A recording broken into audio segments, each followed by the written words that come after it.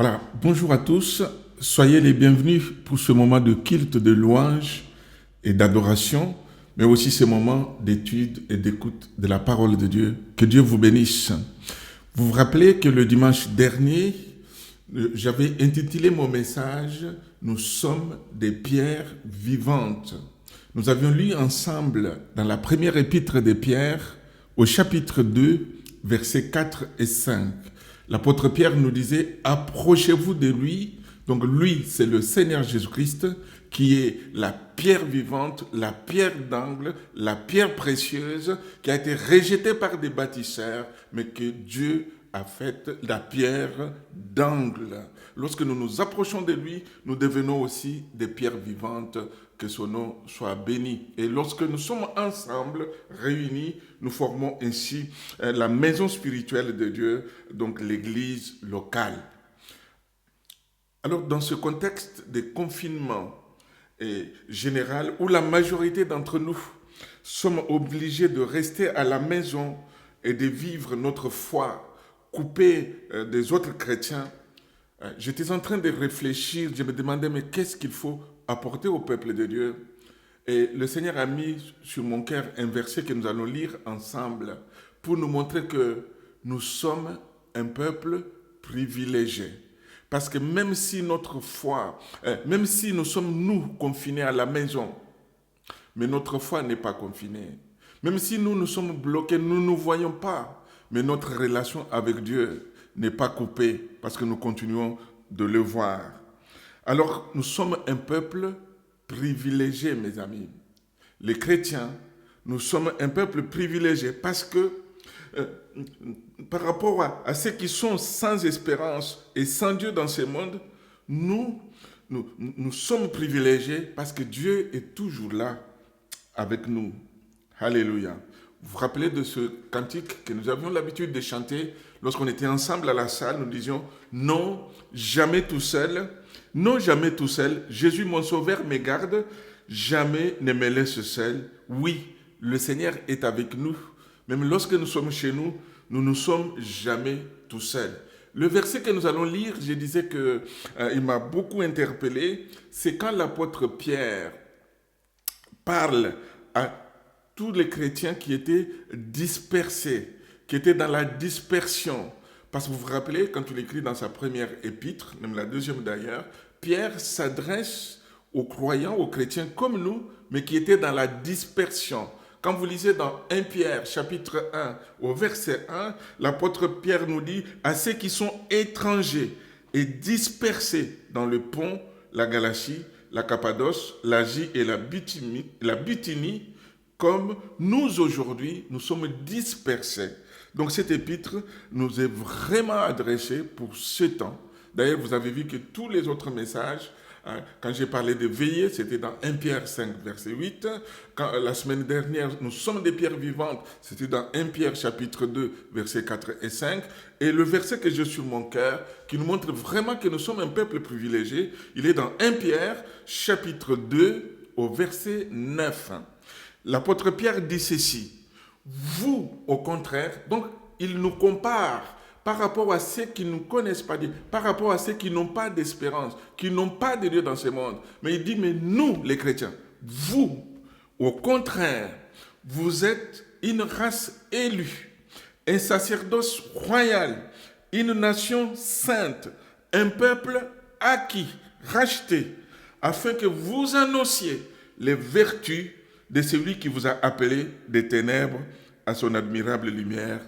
Alléluia. Voyez-vous, pour nous montrer les 4 privilèges du chrétien, l'apôtre Pierre utilise les termes que Dieu a utilisés pour parler du peuple d'Israël, pour nous montrer que les privilèges qu'avait le peuple d'Israël sont aussi les privilèges que nous avons nous aujourd'hui en tant qu'Église.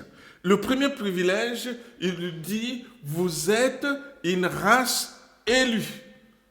Donc le peuple d'Israël était un peuple élu, était une race élue.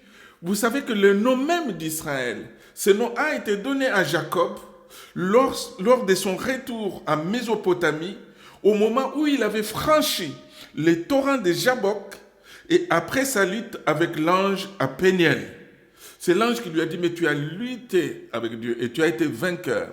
On ne t'appellera plus Jacob, mais on t'appellera Israël. Alors mes amis, donc Israël a été élu, Jacob a été élu, dès le sein de sa mère d'ailleurs. Parce que quand vous lisez Genèse 25 au verset 23, Rebecca, sa mère, était allée demander à Dieu, mais pourquoi? Parce que les enfants se battaient dans son ventre. Et puis l'Éternel lui a dit, des nations sont dans ton ventre et deux peuples se sépareront au sortir de tes entrailles. Un de ce peuple sera plus fort que l'autre et le plus grand sera assujetti au plus petit. Donc, son frère Ésaü, qui était l'aîné, devait être assujetti à Jacob, qui était le plus jeune. Voyez-vous, il était déjà élu dès le sein de sa mère. Le psaume 135, au verset 4 dit, « Car l'Éternel s'est choisi Jacob, Israël, pour qu'il lui appartienne. » Deutéronome 7, verset 6 dit, « Car tu es un peuple saint pour l'Éternel, ton Dieu.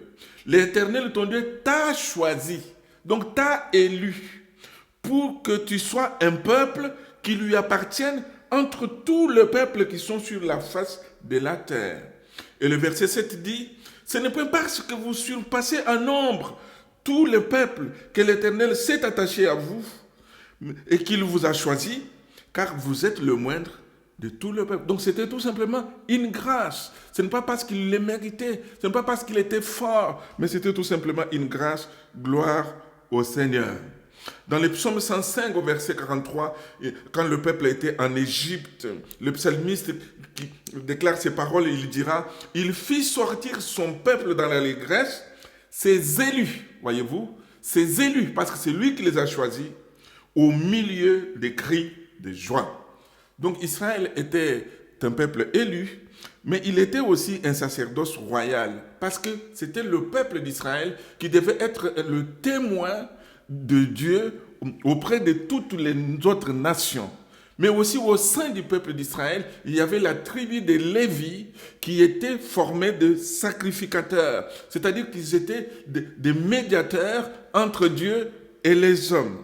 Donc, voyez-vous, ce peuple était un sacerdoce, était des sacrificateurs. La Bible nous dit ainsi, dans Exode 19 au verset 6, « Vous serez pour moi un royaume de sacrificateurs. » Ésaïe 61 verset 6 nous dit, « Mais vous, on vous appellera sacrificateurs de l'Éternel. On dira que vous êtes au service de notre Dieu. Vous mangerez les ressources des nations et vous vous honorerez de leur gloire. » Donc, le peuple d'Israël était un peuple élu, mais il était aussi formé un sacerdoce royal. Mais il était aussi une nation sainte. Oui, Exode 19, verset 6 dit, « Vous serez pour moi un royaume de sacrificateurs et une nation sainte. » C'est-à-dire une nation mise à part. Israël était la nation de Dieu, n'était pas à mélanger avec les autres nations. Et Exode 22, 31 dira, « Vous serez pour moi des hommes saints, c'est-à-dire des hommes à part, qui ne devaient pas se mélanger. » Et puis, quatrième privilège qu'avait ce peuple, c'est que c'était un peuple racheté. C'était un peuple qui appartenait à Dieu. Exode 15, 16 nous dit, « Le peuple que tu as acquis. » Ésaïe 63, verset 9 ajoute et dit, « Il les a lui-même rachetés dans son amour et sa miséricorde. » Mes amis, voyez-vous, le peuple d'Israël était un peuple élu, était un sacerdoce royal, était une nation sainte et un peuple racheté. 4 privilèges. Et ces 4 privilèges, quand nous regardons aujourd'hui, ces 4 privilèges, mes amis, sont aussi pour le peuple de Dieu que nous sommes, pour l'Église.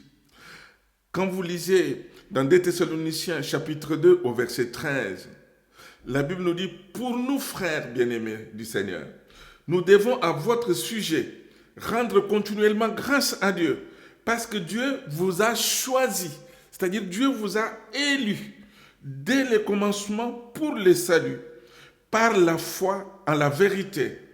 Et le verset 14 dit, c'est à quoi il vous a appelé par notre évangile, pour que vous possédiez la gloire de notre Seigneur Jésus-Christ. Donc Dieu nous a choisis. Les croyants que nous sommes, nous constituons une race élue, choisie par Dieu, avant la fondation du monde, pour lui appartenir, pour lui revenir. Alléluia. Qu'il soit béni. Avant la fondation du monde. Et c'est Dieu qui nous garde. C'est Dieu qui nous protège, mes amis. Nous sommes élus de Dieu. C'est lui qui nous a choisis. Donc, quel que soit ce que nous traversons, nous pouvons lui faire confiance. Parce que c'est lui qui nous a choisis. Nous sommes à lui. Quand Paul écrit aux Romains, il dira, Romains 8, verset 33, « Mais qui accusera les élus de Dieu? C'est Dieu qui justifie. Qui les condamnera? Christ est mort, bien plus il est ressuscité, il est à la droite de Dieu et il intercède pour nous. » Oui, c'est vrai que nous pouvons prier les uns pour les autres, mais n'oublions jamais que Jésus intercède pour nous, que son nom soit béni. Alléluia. Alors, qui nous séparera de l'amour de Christ? Serait-ce la tribulation, ou l'angoisse, ou la persécution, ou la faim, ou la nudité, ou le péril, ou l'épée, ou même le coronavirus? Qui nous séparera de l'amour de Christ? Et voyez-vous, mes amis, rien ne peut nous séparer de l'amour de Jésus-Christ crucifié sur le bois de la croix pour nous. Donc n'oublions jamais que c'est Dieu qui nous a élus, c'est Dieu qui nous a choisis. Nous lui sommes à lui parce que c'est lui qui nous a choisis. Jésus n'a-t-il pas dit, ce n'est pas vous qui m'avez choisi, mais c'est moi qui vous ai choisi, je vous ai établi afin que vous alliez et que vous portez du fruit et que votre fruit demeure. Afin que ce que vous demanderez au Père en mon nom, il vous les donne. Nous sommes choisis de Dieu. Alléluia. Donc nous pouvons nous réjouir parce que nous sommes un peuple privilégié. Deuxièmement, le deuxième privilège qu'avait Israël, qui est notre aussi, c'est que nous formons ensemble le sacerdoce royal. Les croyants que nous sommes, nous constituons ce sacerdoce qu'avait le peuple d'Israël. Apocalypse 1, verset 6 nous dit, « Jésus a fait de nous un royaume des sacrificateurs pour Dieu, son Père. » Il n'y a donc plus dans la nouvelle alliance des fonctions sacerdotales confiées à une classe particulière, ayant un rôle de médiation entre Dieu et les hommes. C'est Jésus et Jésus seul qui est médiateur entre Dieu et les hommes. Alors chaque croyant que nous sommes peut à présent s'approcher directement de Christ, la pierre vivante, parce que nous sommes devenus par la nouvelle naissance des pierres vivantes, c'est-à-dire de la même nature que Christ. Nous pouvons nous approcher de Jésus. Nous sommes des sacrificateurs et nous pouvons offrir à Dieu des sacrifices spirituels. Nous pénétrons par la foi dans le sanctuaire céleste afin d'adorer Dieu, afin de bénir notre Dieu. Alors mes amis, même si nous sommes confinés, même si nous sommes dispersés, éloignés les uns des autres, parce que nous sommes des sacrificateurs, nous pouvons prier Dieu, nous pouvons adorer Dieu. Nous n'avons pas besoin d'autres intermédiaires. Le seul médiateur, c'est Jésus-Christ. Vous vous rappelez de Paul et Silas, alors qu'ils étaient en prison à Philippe. La Bible nous dit dans Acte 16, au verset 25, que vers le milieu de la nuit, Paul et Silas priaient et chantaient les louanges de Dieu, et les prisonniers les entendaient. Et parce qu'ils ont loué Dieu, parce qu'ils ont chanté la gloire de Dieu, vous savez ce qui est arrivé, tremblement de terre, les portes des prisons qui s'ouvrent, alors ils ont été libérés. Troisièmement, troisième privilège, c'est que nous sommes une nation sainte. Nous sommes une nation séparée. Sainte veut dire mise à part pour Christ. Oui, mes amis, nous sommes une nation à part. L'apôtre Pierre dira dans 1 Pierre 2,11 que nous sommes des étrangers et des voyageurs sur la terre. Donc nous sommes un peuple à part. Tous les croyants, nous avons été sanctifiés en Jésus-Christ et nous sommes saints par vocation. Un saint, dans le sens du Nouveau Testament, n'est pas quelqu'un de particulièrement pieux ou qui s'est sacrifié ou qui a été canonisé par un groupe de personnes, mais c'est quelqu'un de mis à part pour Christ. La sainteté en tant que position ne dépend ni des bonnes œuvres, ni d'une vie sanctifiée. L'exemple typique qui est dans la Bible, ce sont les chrétiens de Corinthe. Les croyants de Corinthe étaient saints aux yeux de Dieu, et l'apôtre Paul les appelle ainsi, en dépit de leurs écarts de conduite et de leurs erreurs doctrinales. L'apôtre les appelle saints. Et notre exemple pratique de la vie, pour que nous puissions comprendre cela. Vous savez que les chefs d'État ne se conduisent pas toujours en chef d'État, si je peux le dire. Les diplomates ne se conduisent pas toujours en diplomates, si je peux le dire. Et les rois ne se conduisent pas toujours comme des véritables rois, si je peux le dire. Mais ils n'en sont pas moins des chefs d'État, des diplomates et des rois. Les chrétiens aussi, nous ne nous conduisons pas toujours comme on devait vraiment se conduire, comme des véritables chrétiens. Mais nous n'en sommes pas moins des chrétiens. Donc voyez-vous, nous formons ensemble une nation sainte. Et puis, le quatrième privilège et le dernier, c'est que nous sommes un peuple acquis ou un peuple racheté. Oui, nous appartenons à Dieu parce que Dieu nous a acquis à un prix fort.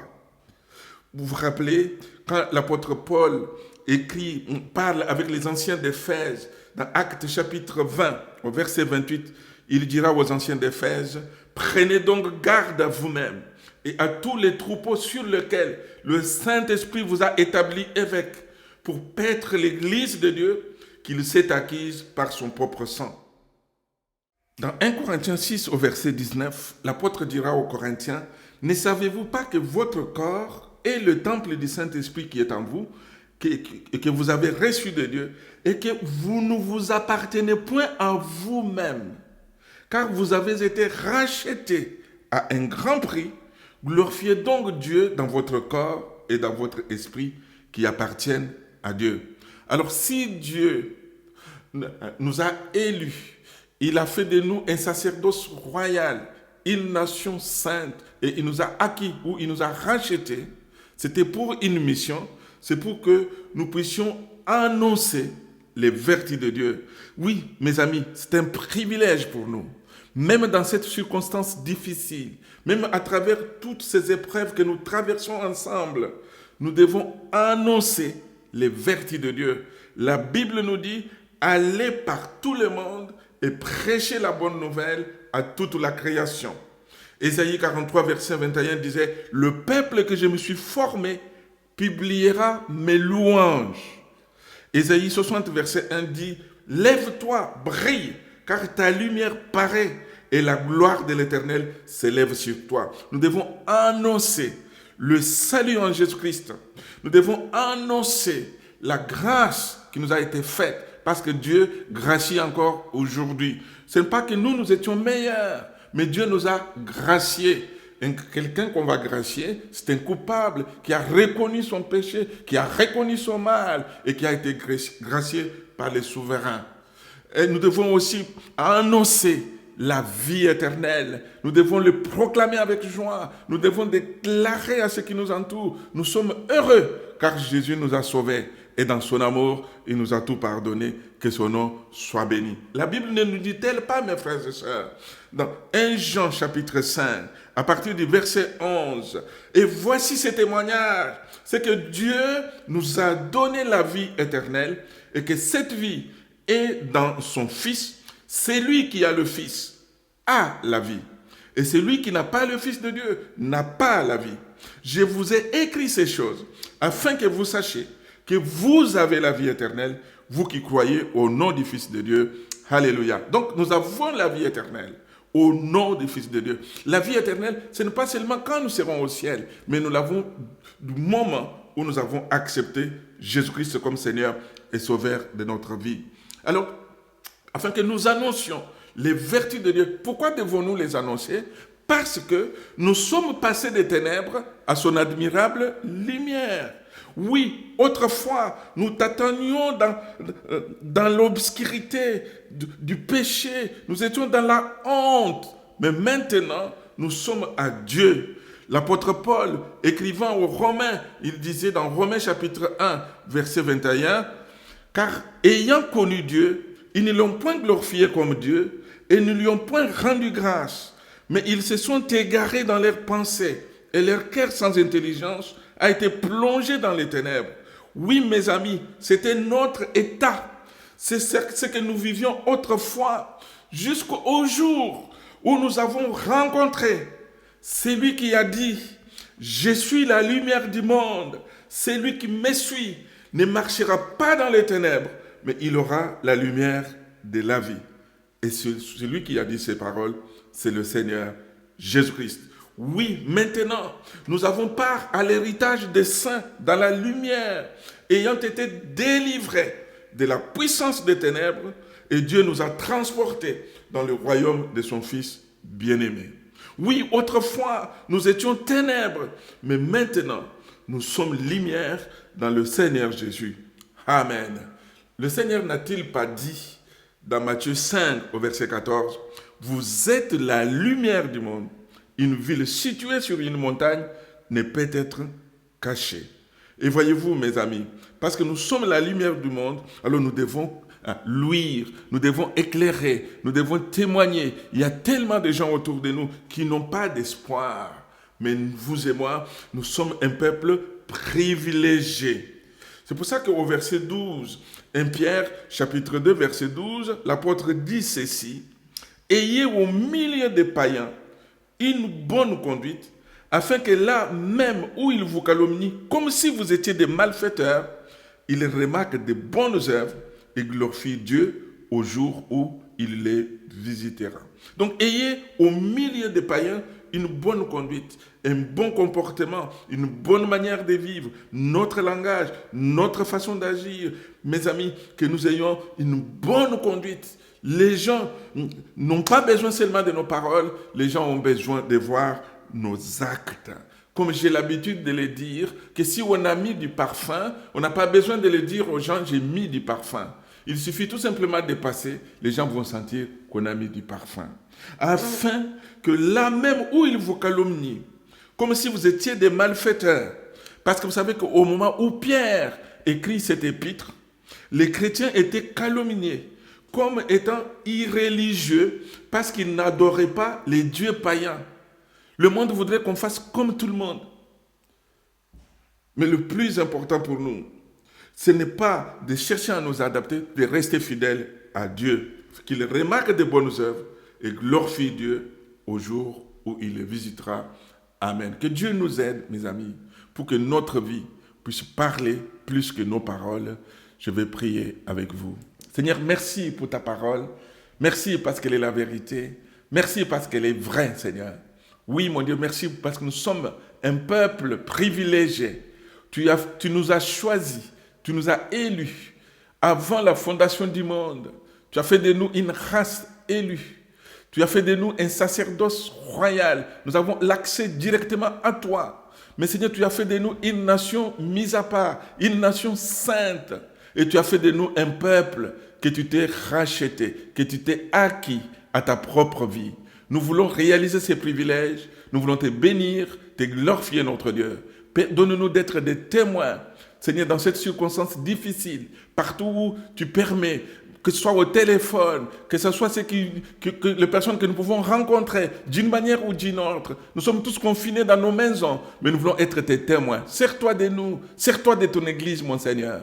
Tu es Dieu, nous te louons, nous te bénissons, Jésus. Amen.